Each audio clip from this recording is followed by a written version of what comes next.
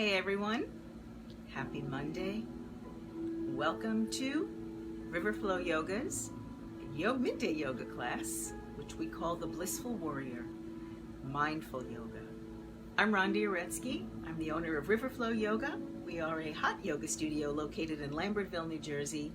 And since about March 25th, we've been coming to you from our home studios. All of our teachers at Riverflow Yoga offering you live, free yoga every day, 6 days a week. Gee, I counted yesterday. I think we're up to almost day 100 of offering yoga classes 2 and 3 times a day. We offer hot yoga. We offer this yoga, which is perfect for midday, this Blissful Warrior Mindful Yoga, giving you an opportunity to sort of pull back a little bit. You've already had half of your day, and maybe you've been a little bit activated or a little bit upset or distressed, or sometimes you just wake up that way, more these days than ever before. And maybe even before all of this started, all of this meaning the world sort of going upside down for a little bit. But maybe even before that happened, you had a lot of mornings waking up already thinking, right, with your stress sort of paving the way in front of you to get into your day in a rather stressful state. And maybe now it's even more so. So this middle of the day seems to be the perfect time to sort of pull back a little bit and to have some tools and techniques to remind yourself of all the many ways that you can gain a sense of control again. And maybe not control over outside conditions, and maybe those things were never within your control, but this condition right here, the choice of how you respond to outside conditions, will determine the quality of your life, and that you have absolute control over. So I have been practicing and teaching yoga for about 45 years now. It's actually a little bit more, but 45 makes me sound old enough, so okay, 45 years. I teach other people to teach yoga, so we have a teacher training course that's always, by the way, been virtual, so it's wonderful now. I lead yoga retreats, although I call them renewals, and we do them abroad in Italy, which we are hoping to be able to do again at some point, and this year we might actually do a virtual Riverflow renewal for a week or so. And so I've been involved with yoga and mindfulness and various spiritual practices for most of my adult life. Well, all of my adult life and some of my young adult life. It's always sort of fascinated me from a very young age, this idea of mindfulness and this idea of being able to not only control your own insides, right, control the sense of how you live your life, but actually to watch your life unfold as you create it. We are, and now science bears this out, but I love when science catches up with ancient traditions. But in yoga and in various spiritual traditions, it's always been believed that we, as humans, are way more vibrational matter than we are physical matter. And so the larger part of how we live our lives has to do with our, let's call it our vibration, the energy of our moods. And you can feel that, right? Even if you don't really have a clear understanding of exactly what that means. Sometimes you just walk into a room and you can feel the energy of the room. You can feel when there's somebody in the room whose energy dominates, and it could be in a very good way or it could be in a really bad way. But somehow there is something in that room other than physical bodies that seems to pervade everybody. And that is the energetic part of who you are. Hello, Grace. Grace, you're gonna love this, because one of my favorite phrases to talk about how it feels to gain this control in your life again is grounded grace. And this is this energetic portion of yourself. And it's even a mistake to say portion. It really is the larger part of who you are. And I say that science now bears this out because we can look under the microscope today at the tiniest little parts that make up this human body, and we can notice that what we are mostly made of is empty space. It is the space between those tiny little neutrinos, those tiniest bits of matter of what we're made of, that actually makes us who we are. And what's in that empty space? Well, all sorts of possibilities. The possibility that you can create your own reality by being in control of this feeling, knowing how to call it back again, this feeling of grounded grace. And it's nothing that you have to learn. It's nothing that you even have to be instructed in. It's who you are. So this graceful, blissful warrior practice in the middle of the day, this combination of yoga and mindfulness, yoga movements, and engaging the mind in deep focus is really a way for you to reconnect with that sense of grounded grace, that huge vibrational energy that you are made of and that you are in complete control of. If you will take the time to be deliberate about it. And so that is what we are doing right here. We are reconnecting with our deliberate talent for not only maintaining our calm, which is of course one of the big benefits that you see almost immediately. And you will see it, I promise you, right after today's class. Even during the class, you'll begin to notice this softening that you have. And you know, the beauty part about doing this practice and doing all yoga, even hot yoga, which is a more physically challenging practice or more physically engaging practice where we do 26 poses and some breathing exercises and some various other poses thrown in, all in an hour's time in a very hot room. So there's lots of sweating and there's lots of activity going on. But even in the hot yoga practice, you get this sense of calm, this meditative, quiet focus that feels not unfamiliar. It really does feel like you've come home again to this place that you have always belonged in, this place of being your authentic self. Because we all know that when you are angry or have been activated or triggered by some news that you hear or some situation that you're facing or some person in your environment that seems to be aggravating you, reacting when you're in that state of being triggered or activated never produces the results that you want. Oh, momentarily it might give you a sense of release, but in the long run and even in the pretty short term, the results that you will get from acting in this triggered state will not be satisfying, not to you, not to anyone around you, and in the long run, it just tends to throw you further away from this grounded grace that you truly are. So, taking time to know how to pull back becomes this beautiful thing that you're able to do not just in the middle of the day, not just when you and I are together here every weekday at 12:30, but in your own life. It will become your familiar behavior to notice that you might be triggered, angry, upset, activated. You might feel like lashing out or having a knee-jerk response that's one that's from an agitated state, and remembering that you have a choice. You don't have to have a knee-jerk response. You don't have to lash out or resist back or push back against something that's pushing against you. Unless you want to. But the point is that you'll have a choice, because knee-jerk responses are exactly what they sound like.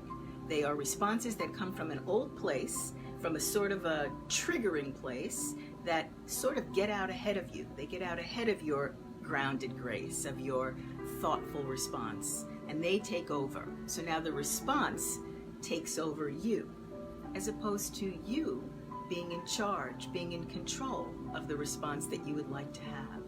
And from these little responses come your life.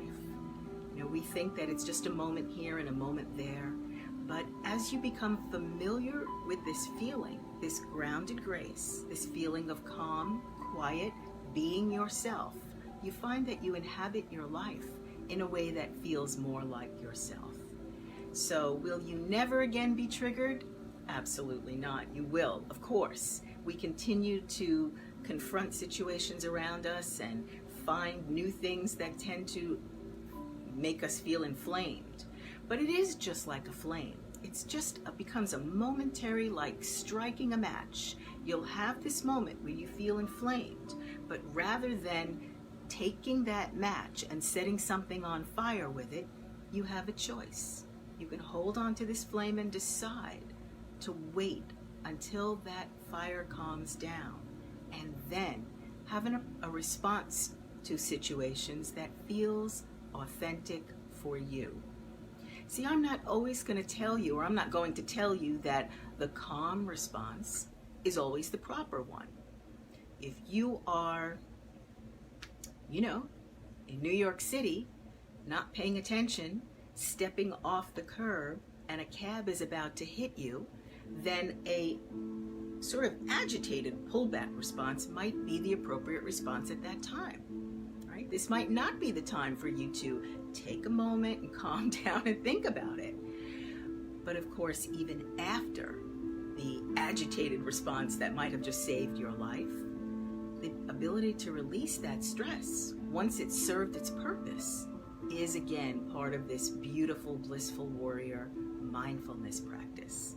And we do, despite the fact that we are in a pandemic and we have a lot of news around us that can be extremely agitating, for the most part, most of us are fortunate enough to live rather safe lives, especially if you look at our ancestors. Compared to the way people lived even 100 years ago, our lives today aren't really filled with speeding taxi cabs and animals coming out of the woods and things actually trying to kill us every moment. We really do live very safe lives. Take a moment to just let that settle in, because I know a lot of us are feeling not very safe right now. If you are outside for a long period of time and you see people not practicing things that you think are safety measures, you might feel agitated and unsafe. But just keeping it in context, comparing our lives today, our ability to get comforts like running water and food, things that our ancestors could not take for granted, but really had to struggle and make an effort to get. We do live lives that are relatively safe. So for a moment, let's just sit and feel that. Let that settle in. You are relatively safe where you are right now. The fact that you're able to watch this yoga video right now means that you are probably in a home somewhere with 4 walls around you, that you have internet access and possibly an iPhone of some kind or a laptop of some kind, that you know where your next meal is coming from, that you may or may not have people in your life that are around you at this time physically, but you probably have people in your life to talk to, so you're not completely isolated. And if you are, just remember that you still have this. You still have this person that never goes away. So again, just take a moment to reflect on that. You are safe. So, coming from this place of feeling your safety, which may be very different than you've been feeling for the past 3 months, to consider your safety, your degree of safety from this new vantage point by appreciating and taking a moment to look at all the safety things that you have in your life. Let's just get comfortable. So, arriving here in this practice, have yourself a seat, or you can lie down. And I'm going to recommend some ways that you can try to see what feels like a comfortable place for you to arrive in this practice. If you'd like to sit on the ground, by all means, go ahead and sit on the ground. Here's a couple of really great ways to train your body to be comfortable sitting on the ground. First, if you'd like to sit cross-legged, you can grab a pillow, a cushion of some kind, put it right under your butt, and then slide yourself forward to the front edge of your cushion. If you're grabbing a pillow right now, I'll give you a moment. And as you find yourself sitting more towards the front end of this cushion rather than square in the middle or towards the back, you'll notice that your hips start to relax. These hip flexors just start to relax forward a little bit. And your knees, while they might still be up in the air, don't need to be held up in the air. As your hip flexors relax, you can just allow your knees to drop. And maybe they're still up in the air, but you're not holding them up. And you're going to feel a sense of relief in this. So this really does help to situate your body on the ground. Another way to sit on the ground that's really great is to bring your legs out in front of you, nice and straight. Pull forward from your heels, flex the big toes towards your face, curl your pinky toes towards your face, keeping your knees rotated in. Place your hands on your legs in a way that you can lock your arms. And then pulling from your heels and flexing the toes towards your face, you can drop your tailbone down a little bit. Notice this little collapse that happens when I do that. and then tuck your tailbone under a little, as if you're trying to have it point towards your belly. And you're going to feel as if you're almost hovering over the ground. And all you really have to do are these things that actually feel good in your body anyway, which is pull your heels forward, flex the toes towards your face. When you rotate your knees inward, you've got your femur bones settled into your hips, so now you're gaining some strength and balance in your hips, locking your arms, engaging your bicep and tricep muscles, pulling your collarbones wide, letting your chin drop a little bit. Just keep your eyes focused on something on the wall in front of you, and keep breathing and dropping that tailbone down and under, and notice how you're continually getting this bit of uplift. Now, if sitting on the floor isn't your thing, I am not here to tell you need to. Sit on a chair, go right ahead. If the chair has a back, take this moment to lean back into it. Right? Let the supports that are around you and available to you offer you their support. So if the chair has a back, go ahead and lean into it. If you can sit forward on your chair, you get to place both feet on the ground. Now, both feet on the ground immediately settles your nervous system. So remember, where you're not facing a taxi cab speeding at you right now, so your nervous system might just be activated in this moment from some old triggers. Old meaning something you encountered this morning, something you woke up with that's on your mind that isn't actually here in this moment, as a speeding cab would be, but still you're feeling the effects of it. If you place both feet on the ground, then your nervous system settles. Inside your body, inside your nervous system, this settling looks something like this. So imagining that this is your nervous system and it's just been triggered, right? You've got that fight or flight thing kind of going on in your body. Whether or not there is something to actually be afraid of, your nervous system might be used to reacting this way. And as that nervous system gets triggered, there's a whole bunch of messages that go through your nervous system, from your brain down to, let's say, the parts of your body that need to jump back from that speeding taxi cab, and really kind of pulls you into action quickly. But once the danger is gone, the nervous system should be given a chance to settle. And unfortunately, we live in times where there's just one bit of activating news that comes after the other, and you're activated again before you've had a chance to settle. So some ways to settle your nervous system manually: place both feet on the ground. As those feet hit the ground, as the soles of your feet make contact with the ground, notice what happens here in this glitter wand. That's what's happening in your nervous system. Everything that was fluttering around before is getting the message to ground itself, to simply calm down, simply relax. And again, your nervous system is built to do both of these things, to activate you and to calm you. So here, sitting on a chair with your feet on the ground, you're getting that sensation. So I love to say this to people who say they have to sit in a chair in front of their computer for most of the day, and they worry about it, they lament it, they wonder if it's destroying their hips or their back. Well, one thing that you can tell yourself is you get an 8-hour-a-day chance to place both feet on the ground and soothe your nervous system. And I want you to think of the word soothing as synonymous with the word healing, and healing as synonymous with the word empowered. So as you learn to heal yourself, you get this great sense of not only calm, but empowerment, self-empowerment.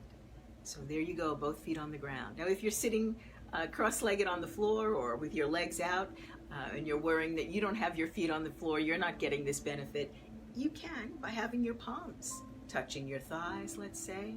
If your legs were out, your palms are already resting on some part of your leg, and if you're sitting in this cross-legged position, you can have both hands on your thighs. Sitting in a chair, you can also place both hands on your thighs, so you get sort of the win-win. And that's also very grounding. Using your palms and the soles of your feet will help to ground your nervous system. And by the way, palms up, if you're sitting cross-legged, is also very soothing and calming to the nervous system. If you'd rather not sit at all, again, I'm not here to tell you you must do these poses in order to feel like a yogi or get whatever benefits you came here for. I'm here to tell you that you can find a position that feels soothing to you, and soothing is the point. Soothing is the healing you're looking for. So if you'd rather lie down on the ground, go ahead, lie down on your back. with your arms at your sides and your palms facing up. If you keep your arms relatively far from your body, they'll begin to feel very light with your palms facing up. And if you touch your heels together and allow your toes to sort of flop out to the sides, with the tongue on the roof of your mouth resting there gently, you are also stimulating your what's called the parasympathetic nervous system, the part of this glitter wand that helps you to calm the activated nervous system. So heels touching and tongue on the roof of your mouth is again this beautiful calming response through your nervous system. So notice that if you're sitting in a chair, lying on the ground, sitting on the floor, you can always have the tongue resting on the roof of your mouth. It's super easy. Now, a lot of us, most of us, walk or go through our lives with the chin thrust forward of the neck, and this keeps the tongue down from the roof of the mouth. So, if you'll simply drop your chin a little bit, not only will you get your head back on your neck, which is beautifully calming to the neck bones, to the cervical spine, you will also have this tendency to have the tongue just resting on the roof of the mouth, and there you're calming your parasympathetic nervous system. So you see, when I say that your body is built for healing, I want you to notice that everything we are doing here in this arrival practice has nothing to do with twisting yourself or pushing yourself or forcing yourself or being a contortionist in these pretzel-like yoga poses. These are all very natural, soothing things that when you position your body properly, your insides, your nervous system just knows how to take over. Your nervous system is moving you towards healing no matter what, even if you have a chin thrust or some aches or pains in your body. It's just that when you come here to this practice and you learn these simple ways to participate in the calming of your nervous system, you become a co-creator in the life you actually want to live. I know, sometimes it can feel like conditions of your life are in charge and you have absolutely no say. And maybe outside conditions are outside of your control, but you have 100% say in the way you're going to internalize whatever it is that you are facing on the external. So you have found your arrival practice, your arrival position. Grab some water. So here you are in your arrival practice, and now I'm telling you to get up and go get some water. But go ahead. If you do this, it's perfectly fine. Notice that you can lift yourself up out of this arrival state, go get some water, bring it back here, and notice how easily you can settle back down again. This is a clue, my friends. You can go into your life of activity and continue to return to this place of grounded grace, this calm place of being and feeling like yourself, no matter what the activity is that you engage in. So, everyone has some water. Now it's time to drink water. When you drink water, I want you to remember this phrase, an abundance of water. There's rarely a person who drinks too much water. You are mostly water. I forget what the percentage is these days. They keep changing the percentage, but I'm going to say it's 90%.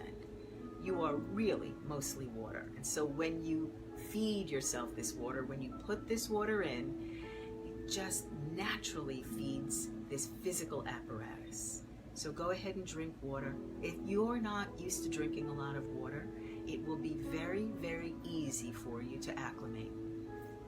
Sometimes you just keep water everywhere you're going to be, right? In every room of the house, in your car, in your office, at your nightstand before you go to bed. First thing in the morning when you wake up, it's the first thing you see. So you just continually remind yourself to move towards this activity that is going to feel so soothing. After a while, you won't have to remind yourself anymore. It'll just become one of these things that you feel good about doing and is no longer like a rule. We have too many rules, right? Too many things that we are told are good for us to do, and then they become part of the rules of things that we must do, and then they become part of this to-do list life that we have. And then when we don't do them, we just feel more stressed. This thing that's supposed to calm you and soothe you and ground you and heal you just becomes another stressor in your life. So let's not do that. You don't have to drink water, but you get to. You get to drink water. And isn't that one of the wonderful things about how safe your life is right now? You get to drink water anytime you want. So try it, see if it's soothing. There are lots of wonderful studies out there about people who have done the gallon-a-day water challenge for 30 days and all the consistent changes that they notice in their bodies. Everything from energy level rising to skin tone being better, hair looking softer, eyesight improving. There's a complete range if you want to Google the 30-day gallon-a-day water challenge, and you can see what people say. Now, this might not be your thing. If it appeals to you, give it a try. If it feels like one more thing you have to do in order to be a healthy person or a valid person, drop it. But I do recommend just sort of having water within your eyesight, just about everywhere you go, and seeing if you feel like gravitating towards it. You will. Okay, so we've arrived. You've sipped some water. You found your place of arrival on the floor, on a chair, lying down that feels like you. In this moment, I'm going to keep emphasizing that phrase, in this moment. When you come here to this practice, we are practicing noticing what your preferences are in the present moment. You might be accustomed to sitting in a chair or lying on the ground. That's in the past, right? You can't create your life from the past, nor can you create or live your life from your future. As much as we all are told and try to make plans for how our futures will unfold, you can't live there. You can only live those moments when you arrive in the present moment. There is no future, because once you arrive, it's the present. And the past and the future are just constructs. They're just stories in your mind.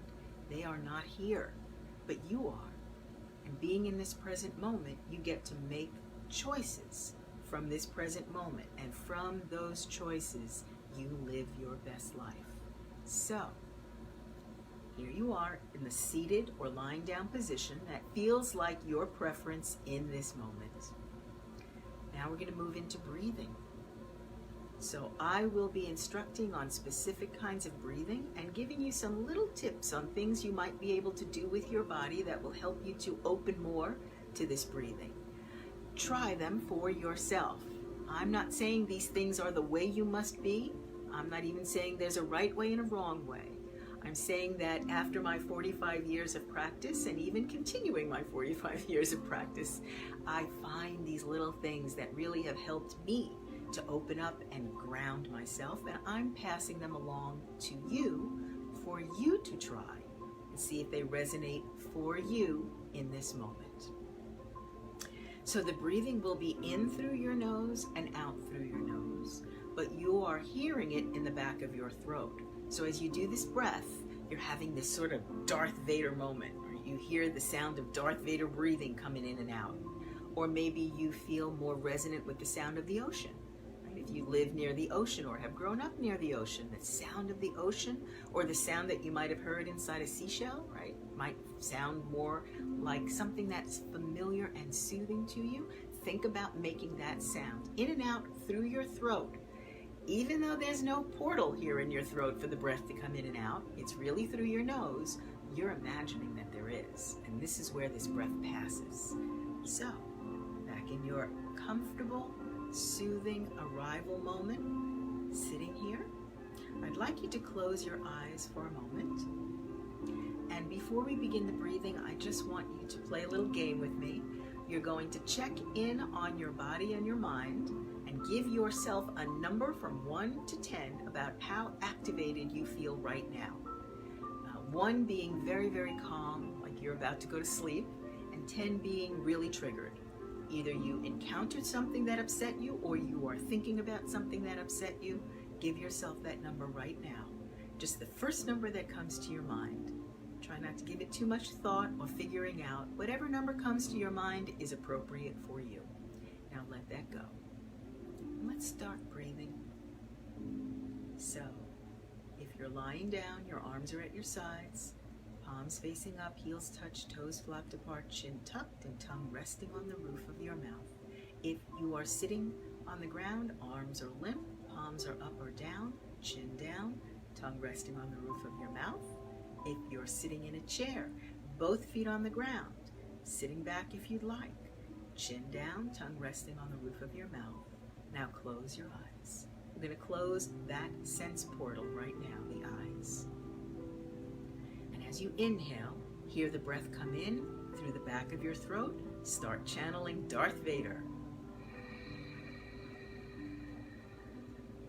And as you breathe in, keep your shoulders down and keep your collarbones pulling wide from side to side, as if you're making one long straight collarbone instead of two. Feel that traction in the chest. Feel your arms get really limp. Feel your thoracic cavity fill up. And as you exhale, drop your chin more. Hear that ha sound again in the back of your throat. As your breath empties from the belly, drop your tailbone down. And then tuck your tailbone up towards your belly a little, sort of undulating it up. And notice how this gives you a slightly lifted feeling. Again, if you're sitting in a chair or sitting on the ground, this lift almost feels as if you're hovering over the ground. And if you're lying on the ground and you get this little tuck, you can feel a little stretch in your spine. That's very soothing. Inhale. Collarbones wide, chin dropped, tongue on the roof of your mouth, holding here. And exhale.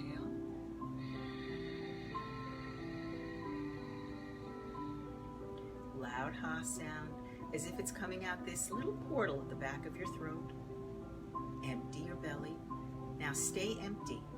Your mind wants to say if you don't take an inhale, you'll be gasping, but if you stay empty for a moment, you will get to experience how soothing this might actually feel. Let your tailbone drop down and let it tuck up and under. And inhale. Collarbones wider and wider. Feeling this length happening across the collarbones. Your arms are limp. Exhale.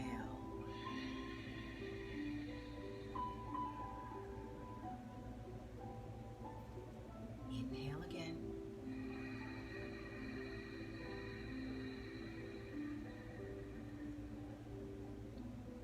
Holding here at the top, pulling the collarbones wide, checking that your chin is still dropped down and the tongue rests on the roof of your mouth, and exhale.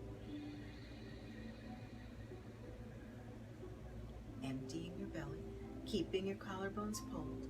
Let your tailbone drop straight down under you and then tuck it up towards your belly a little. One more deep breath. Inhale.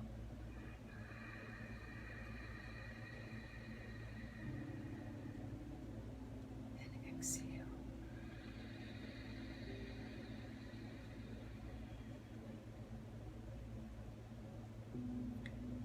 Now I promise you, it's my promise to you, that if you will remember in any agitating mode that you are in, before you post that thing on Facebook, before you lash out at someone who's just lashed out at you, before you have that bit of road rage for the person who's honking their horn behind you, if in this moment, in this space of emptiness between those atoms that make up your physical body, in that space, you can make the choice to just take 3 deep breaths.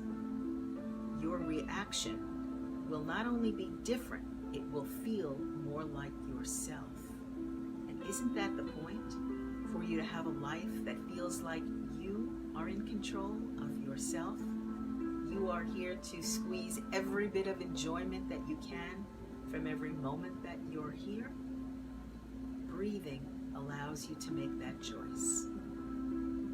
Isn't it beautiful how the actual thing that you do that keeps you here in this physical body, breathing, whether you are deliberate about it or not, breathing will happen until the day you're no longer in your physical body.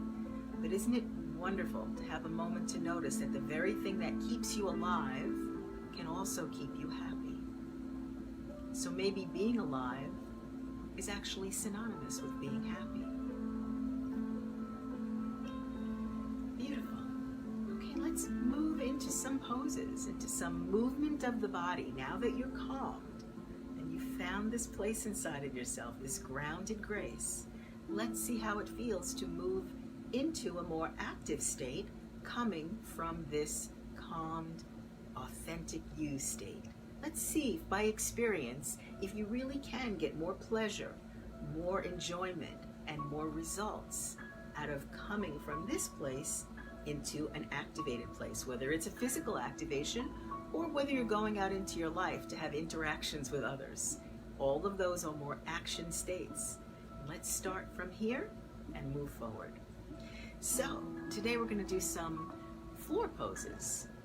So if you are sitting on a chair, bring yourself to the floor. If you are sitting on the floor, sitting on a cushion, let's just pull that cushion out from under you. If you are lying on the ground, I'd like you to bring your hands into prayer position in front of your chest. Bend your knees, place the soles of your feet on the ground, roll yourself to the right, and push yourself up into this seated position. Take a moment here, we're all seated together. And now let's lie down. So lying on your back, arms at your sides, palms facing up. I'm going to be checking my camera here just to make sure that you have a decent view. Nothing you have to worry about. Isn't that sort of nice to know? You get to be the student. And I will guide you through these poses in a way that is going to feel most beneficial to you. And you don't have to worry about whether I can see your poses or not. In fact, if you'd like to do these poses with your eyes closed, then I invite you to try that. So this pose is called Shavasana. It actually translates into corpse pose. Arms at your sides, palms facing up. Allow your heels to touch, your toes to flop apart. Pull your collarbones wide, and notice in doing so when you're on the ground here, it almost feels like you're dragging your shoulder blades together under your body. Now this might feel like it's going to be an effort, but when you do it, notice how relaxing it is. Your hands are relaxed, palms facing up, tucking your chin towards your throat. So if your eyes are open, you're not looking at your ceiling. You're looking towards that wall behind you, keeping the cervical spine long and open. And inhale, balloon your belly out. And exhale, deflate the balloon of your belly. Imagine now that someone has slipped their hand under the small of your back and you are dropping into it. Stay empty and stay held by that hand at the small of your back. And inhale, balloon your belly out. Tuck your chin, checking that your heels are lightly touching and the tongue rests on the roof of your mouth. And as you exhale, deflate the belly and dropping your lower back down. Beautiful. And how you feel right now is beautiful. And inhale, bend your right knee and place the sole of your right foot on the ground beside your left knee. And then walk your foot in, trying to get your heel a little closer to your butt. And notice how beautiful this feels in your spine. Get this little extra stretch. Drop your lower back. Exhale, dropping your lower back. As you inhale, bring your arms in close to your body, pulling hard with all 10 fingertips towards the wall in front of you, tucking your chin towards your throat. Bend your right knee to your chest. Clasp all 10 fingers 2 inches below the right knee, keeping your elbow tips in your waist. Try not to let your elbows be out to the sides. And notice that all these movements that I'm instructing are really rather calming and grounding, and yet they are incredibly aligning for your body. So you are toning yourself from the inside out by soothing yourself from the outside in. Inhale, tuck your chin. Keep your elbows in your waist. And exhale, begin pulling your elbows down towards your hips and guide your right knee towards your right armpit. Keep your shoulders away from your ears. Allow your chin to feel like it's moving towards your right knee, but keep your head on the mat. Your outstretched leg totally relaxed. Every exhale, you drop your lower back. And you might feel some moments of stretching here. Remember, stretching is the same word as soothing, is the same word as healing, is the same word as empowering. But pain is a whole different thing. If you feel any pain at any point, in any pose, any stretch, you just back it down a little bit and find the place of soothing stretch again. Where you are soothed, this is where you're getting your benefits. And here the benefits physically are you're opening your right hip, you're massaging your ascending colon. So this is a beautiful pose for your digestive system. One of the most important parts of your physical body that keeps your immune system healthy, your digestive system. And change. Relax your arms to your sides, place the sole of your foot on the ground beside your knee and slide your right leg out. And inhale, bend your left knee. Place the sole of your left foot on the ground and begin to immediately walk your heel in nice and close. Sometimes you can get it so that your heel is really touching your butt. Not that this is your goal, but as you do it, you might feel a sense of satisfaction in the stretch down your back, maybe on top of your left thigh as your left knee sort of points towards the wall in front of you. Tucking your chin becomes even easier. And inhaling, bring your arms in close to your body. Pull with all 10 fingers until you can feel your arms lock and your shoulders drag down from your ears. And as you exhale, bend your knee to your chest. Bend your elbow tips, clasp all 10 fingers 2 inches below the left knee. Tuck your chin.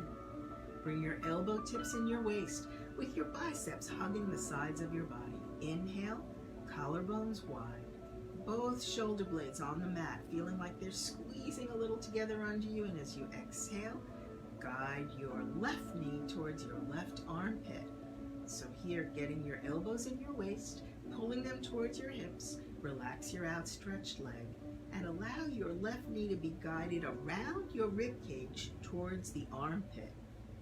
Here, opening the left hip, which you might feel deep in your hips right now is a beautiful stretch. You might feel it as a sort of a pinching on top of the left thigh. As long as this feels like a stretch, you're getting the soothing benefits.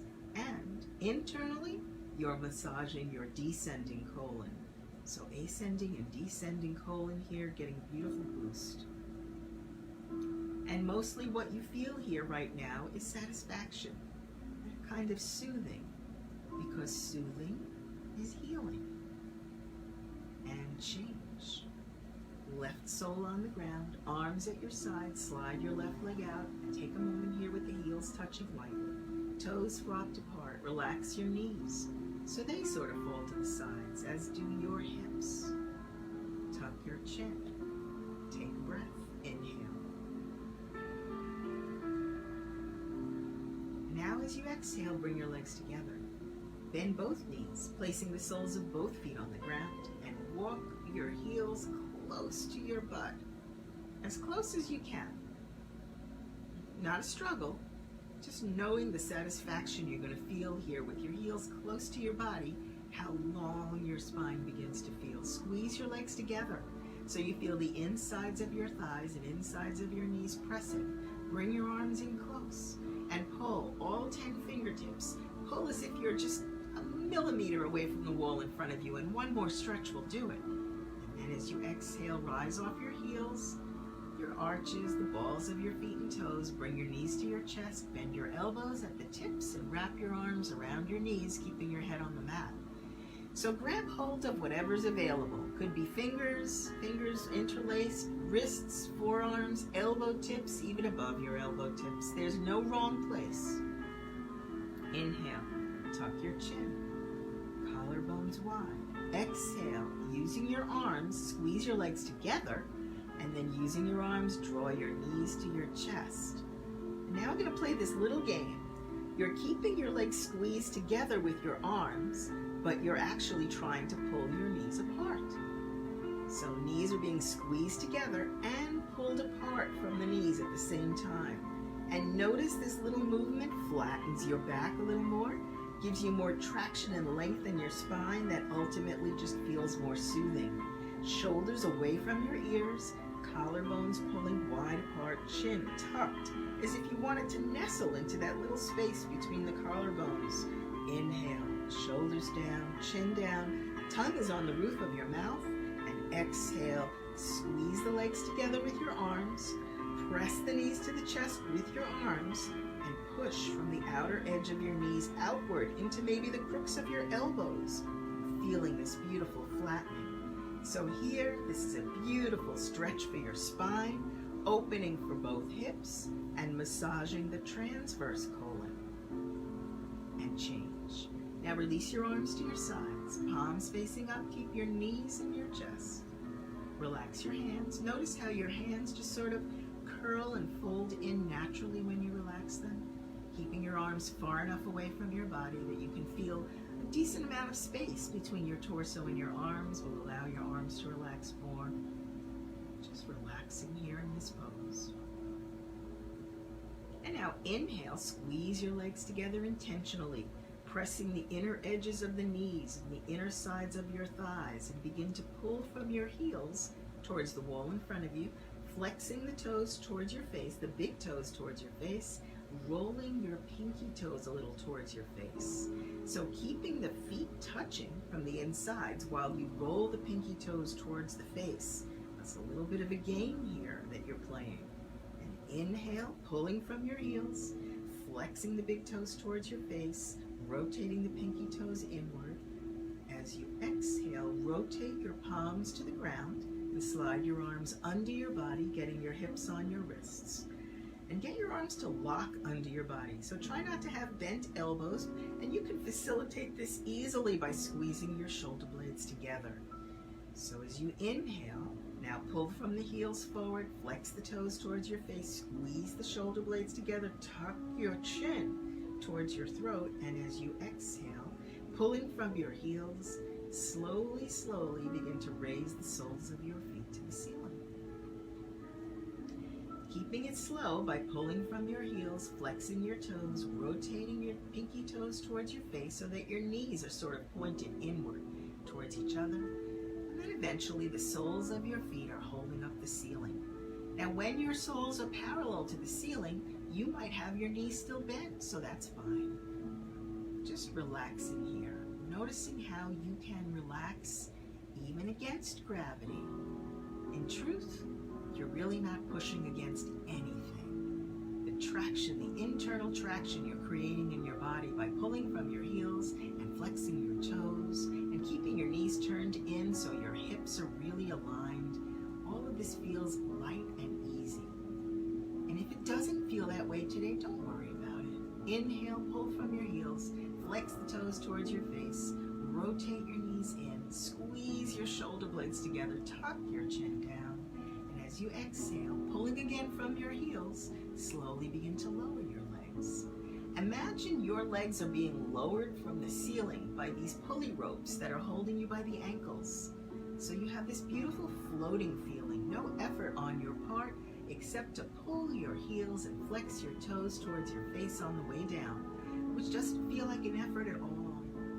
It begins to feel lighter and lighter the more you pull, the more you lock and align all the parts of your physical apparatus, the easier these parts will move.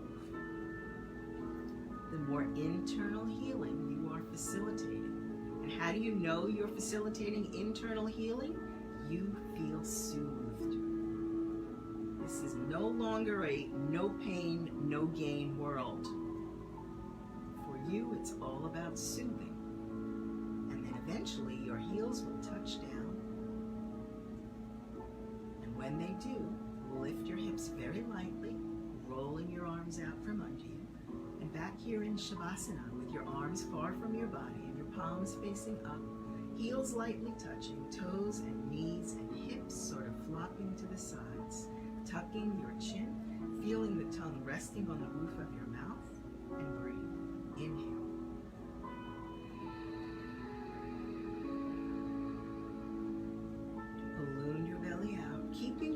shoulders down from your ears and your collarbones wide, and exhale, deflate the balloon. Dropping your lower back into that hand. Sometimes you don't even notice how tense your lower back is until you give yourself permission to drop that lower back into that hand. Beautiful. And now inhale, bring your legs together again. Bring your arms out to the sides in T position with your palms facing down, and begin to walk your fingertips along the rug, the ground, the floor, wherever you are. See if you can just inch those fingertips. Feels really satisfying as you stretch the collarbones wide apart, and then make sure both shoulder blades are on the mat. So when you get to the edge of your stretch with your fingertips, just drop your shoulder blades and tuck your chin and begin to point your toes forward. So as you point your toes forward, rotate your knees in. Feel your quads, your thighs get really tight. Feel this very satisfying lock in your lower body. It's as if your two legs now become one mermaid's tail. Really nice and strong, pulling from your toes, pulling from your fingertips. Having this beautiful sense of being a T-shape, really pulling to your maximum opening. And then relax your feet. Bend your knees as you inhale. Bring the soles of your feet to the ground and take a moment to inch your heels in. Goodness, I haven't looked at you guys in a while. Inch your heels in towards your butt. And squeeze your legs together. Feel the pressure, the inner thighs against each other, the inner sides of your knees pressing against each other. The word pressure sort of feels like it would be hard or make an effort, but really how soothing this feels. It's more like a massage, this kind of pressure, and you are applying it to your own body. You don't need anybody else to do this. As you inhale, rise up off your heels, balance on your toes, and bring your knees to your chest. And tuck your chin towards your knees. And squeeze your legs together again, and as you exhale, drop both knees under the right armpit. Keep your head level, going nice and slow, and aiming the knees up under the armpit. Doesn't even matter if they get to the ground. Doesn't matter if they're more to the side than under the armpit. You're just thinking about guiding it here. And then relax the knees. Sometimes the knees will be still held up in the air. That's fine as long as you're not holding them. Just go to where your soothing place is today. And you can feel, you can almost trace this serpentine S-shaped stretch down your spine. You are built for this. You're not training your spine to do this. You're giving your spine a chance to do this. This kind of movement that we don't have in our everyday lives, but is so wonderfully playful and fun for the spine especially. And now inhale, squeeze your legs together and bring them back to center. When you're at center, squeeze your legs tight and draw your knees in close, tucking your chin towards your knees. And as you exhale, let both knees be dropped down under the left armpit. And here's a trick to keeping both shoulder blades on the mat. Pull your collarbones wide. Feel as if you're squeezing your shoulder blades together under your body. Not to achieve anything, just for the soothing of it. When I say soothing, just for the soothing, as if soothing is a little thing. It's everything. And then just allowing your knees to go wherever they're going to go today. And feeling for this stretch. Trace it from your neck, down your back, down your spine, into your hips, over to your knees. And inhale, squeeze the legs together and bring them back to center again. When you're at center, squeezing harder, legs together, knees in. And as you exhale, slowly, keep this slow. You want to feel every delicious moment of this as the knees are guided under the right armpit. And now, when the knees are as far as they're going to go, slide your head along the ground to the right, and then drop down onto your left ear. So maybe your head drops a lot, and maybe it drops a little. You're actually just deepening this beautiful S-shaped curve of your body, giving your spine like a chance to run free, right? right? Most of the time we don't do this kind of stretching in our everyday lives. But doing it is not something you have to train yourself to do. Your body knows how to do it. You're just opening up the floodgates now on your increased flexibility. Inhale. Bring your knees back to center. Bring your head back to center. At center, squeeze the legs together. Draw them in closer. Tuck your chin towards your throat. And as you exhale, allowing both knees to drop under the left armpit. And when the knees are as far as they're going to go today, and you know this because you just stop holding them up, and wherever they stop, then slide your head to the left, tuck your chin down more, and let yourself drop onto your right ear. I don't know about you, but I'm hearing all sorts of wonderful clicks in my spine, especially the lower spine. To me, I envision pieces of a jigsaw puzzle clicking into place as I hear all those wonderful clicks. Very soothing. And if in this position, this beautiful elongated S, you will drop your tailbone down and then tuck it up a little bit towards your belly, you're going to feel another delicious stretch at your lower spine. Inhale, knees back to center. Head back to center. And as you exhale, keeping your knees at center, bring your arms back in. Bring your hands into prayer position in front of your chest. Pull your elbows towards your hips, keeping your arms close to the sides of your body. Tuck your chin towards your throat. Legs are squeezed nice and tight. Shoulder blades pulling wide. Underneath you, you feel that, the collarbones pulled wide. The shoulder blades are squeezing together. And as you exhale, roll your entire body to the right, coming over nice and slow. And as you come all the way over, you'll take these prayer hands and make a little pillow out of it and bring your hands under the side of your forehead.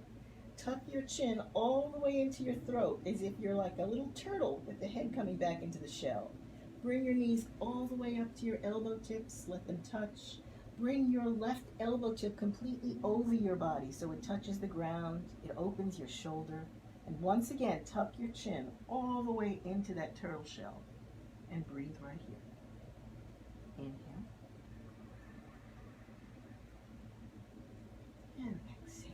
Feeling like your shoulders are sort of pulling up by your ears, but you're not pulling them. They're just relaxing themselves up.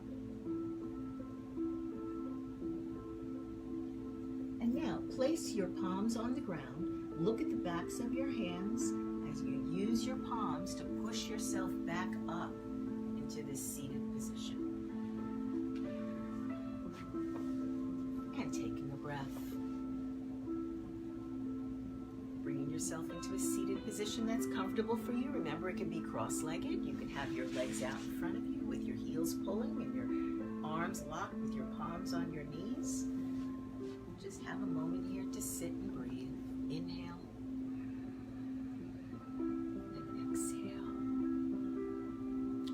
Do a spinal twist. Sounds kind of violent, spinal twist, but it's just another one of those opportunities for your naturally flexible spine, your slinky that you have in your spine that does this kind of beautiful energy. It allows your slinky to move itself. Right? Think about having a slinky. It's not so much fun to have one that just stays at rest all the time. And most of the time, this is what we do with our spines. We just sort of keep it stationary. Now, this ability to move this slinky and really feel the pleasure of it, that's what we're reconnecting with here. So, half spinal twist. Bend your left knee so it points forward. If this kind of a bend of the knee is too much pressure on your knee, you can also simply keep your left leg out. And you get some benefits from this too. This is not lesser in any way. If your left leg is straight out, pull forward from your heel, flex the big toes towards your face, turn your kneecap in towards the center line of your body, and then you get this wonderful aligning of the femur bone into the hip. And sometimes some of us just have more, something that allows our knees to just bend. It's not better or worse. Bring your right leg up and over so the right heel is against the left knee corner. Now, if you have your left leg out in front of you, chances are both your hips are already on the ground. Good for you. If not, You might have to pull your heel out from under your right hip and set that right hip down. Either way, here's how you want to check before we go any further. Take your fingertips and try to get them under your hips, under your butt. If you can't get them under there, your hips are grounded. Good for you. Now, bring your right arm behind you. Make it lock. So it's like a kickstand behind you. Bring your left arm up by your ear and stretch. On the inhale, stretch. Now on the exhale, bend your left elbow, bring it down and around your bent knee, and with your elbow, push your knee out of the way. And notice what happened to my knee and ankle when I pushed the knee. It was kind of leaning over, and when I used the elbow, I was able to get the knee and ankle to form a straight line.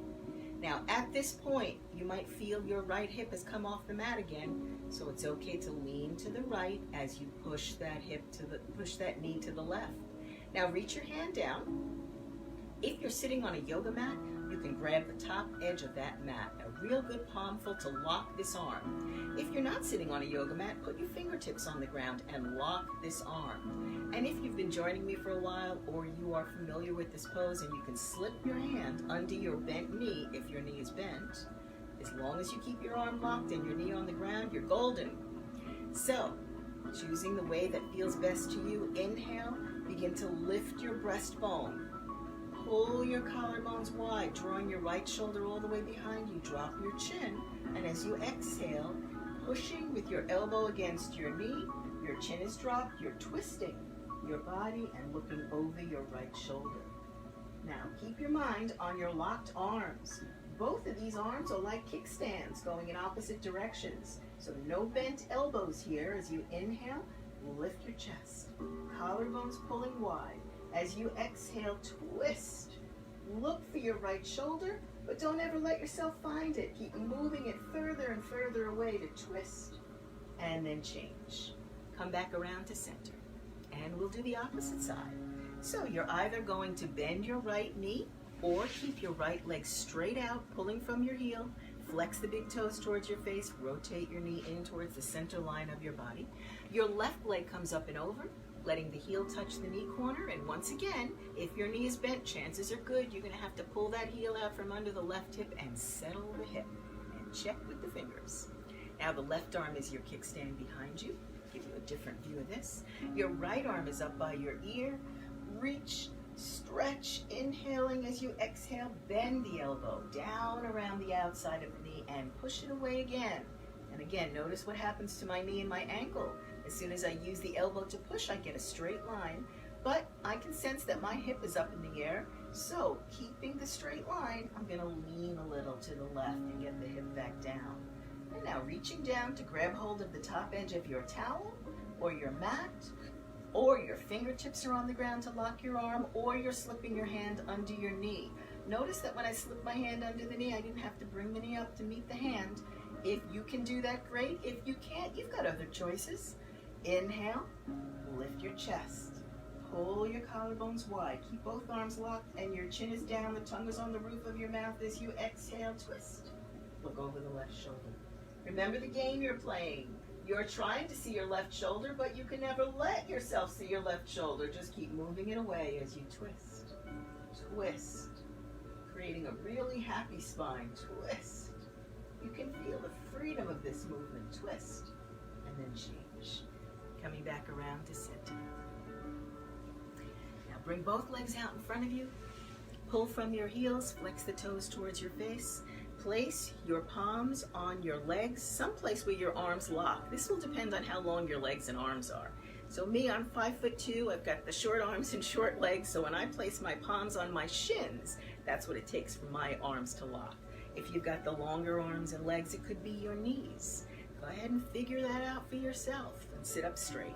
Pull your heels forward, flex the toes, the big toes towards your face, roll your pinky toes towards your face, turn your knees in towards each other, locking down on the thighs, lock the elbows, lock the arms, pull your collarbones wide, let your chin drop. You're looking at something on the wall in front of you right now where you can keep your eyes fixed. Take a deep breath. Inhale. And as you exhale, pull from the heels again and begin to lean backwards. And let your locked arms stay locked as your hands slide over your knees. Chin tucked, Hands sliding over your thighs. You're going to lower yourself to the ground, one vertebra at a time. Look at all the control you have, keeping your heels locked forward, toes pointing back. You keep going, locking everything and lowering yourself to the ground, one vertebra at a time. And when you lie down, and you're all the way down, you'll be in your final Shavasana resting pose. Sometimes in yoga class, people get up and leave at the final Shavasana. Well, I'd like to tell you that this is one of the most important parts of your class. You've just done all this wonderful body movement, and now you're going to let your nervous system integrate all of it into this new soothing place. You'll have a new set point in your nervous system for calming and soothing and feeling like yourself if you take this moment here in final Shavasana to just lie here and breathe. And really, who doesn't want to lie here and breathe? I know your mind is telling you other, right? Your mind might be telling you that you have other things to do, you've been here long enough, you've gotten enough pleasure for the day, who are you to take all this time for yourself? Yada, yada, yada, right? The mind is going to say what the mind says, and you can still lie here anyway. Close your eyes and take a deep breath. I'm going to go back to that beautiful deep breathing as you inhale, balloon your belly out. Pull your collarbones wide. Keep your arms far enough from your body that they feel really limp, almost like you don't have arms. Fingers are curled naturally. Chin is tucked, tongue on the roof of your mouth. This is all on the inhale. And now as you exhale, deflate the belly. Hear the breath still coming out the back of your throat as you drop your lower back, staying empty, empty, empty. Tuck your tailbone a little bit up towards the belly. And inhale, balloon your belly out. Hearing that sound in the back of your throat. So much good you're doing yourself by hearing the sound in the back of your throat. Next class, I'll tell you more about that. And as you exhale again, channeling Darth Vader through the back of your throat, keeping your collarbones wide, your chin tucked, you're watching, feeling your belly deflate, allowing your lower back to drop into that waiting hand, that friendly, supportive hand waiting to hold you. And inhale.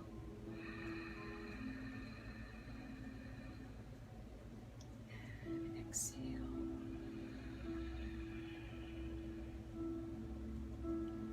With your eyes closed, just check in again on that emotional activation scale from 1 to 10, 1 being very chill and 10 being really spun out. Where might you say you are right now? First number that comes to your mind. Try not to second guess it, figure it out, wonder if it's correct. Just feel what you feel. We really have a right to feel whatever we feel. That is the first step in being able to make a choice about how to react, to accept that you feel what you feel, and then to choose how to go forward from there. So beautiful. So if you've noticed that your number of activation has come down, beautiful. If you've noticed that your number of activation hasn't come down, beautiful. These are just noticing things. The stories that we tell ourselves about the things that we notice are just stories. They're not any more real than fantasies about your future or memories from your past. They're just stories. So let's see if you can feel the feeling of it without having a story about it. Or if you're going to have a story about it, let the story be, I'm perfect where I am right now. I'm feeling exactly the way I'm supposed to feel. I'm in the exact right place to receive all the benefits that I wanted from this practice today. Let that be your story. Now, as is our tradition at the end of class, I'm actually going to read a passage to you from my book of the same name that this practice is, The Blissful Warrior. This is my book, written a few years ago, and it's actually based on a time in my life that was very activating and challenging, and how all of these mindful practices and yoga practices actually came to bear as I took myself to Italy for a month to see what was going to unfold for me.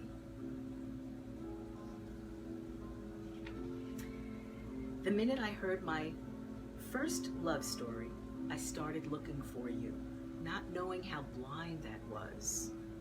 Lovers don't finally meet somewhere. They're in each other all along. This is a poem by Rumi, a mystic. How is it that we end up feeling like born losers? You were born a winner.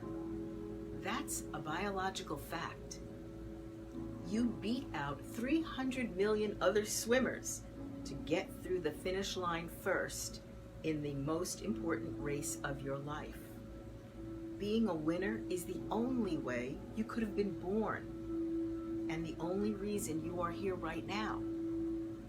It's time to remember your inner winner. Talk to your inner lover.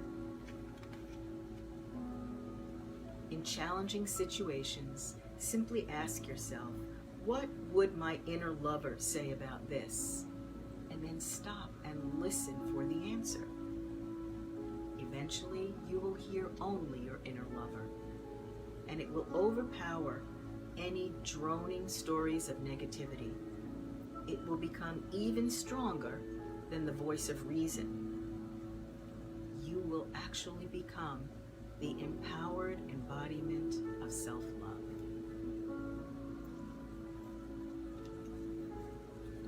Thank you for joining me today for my midday practice. I call this my midday practice, and I truly feel like I am not teaching you, I'm sharing with you a practice that has really meant a lot to me, this practice of mindful yoga.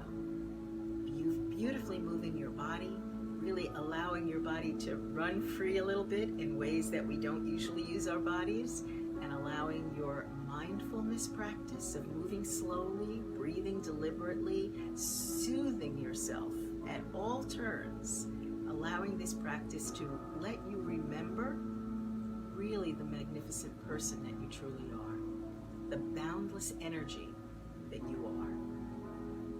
I'm Rhonda Uretsky from River Flow Yoga.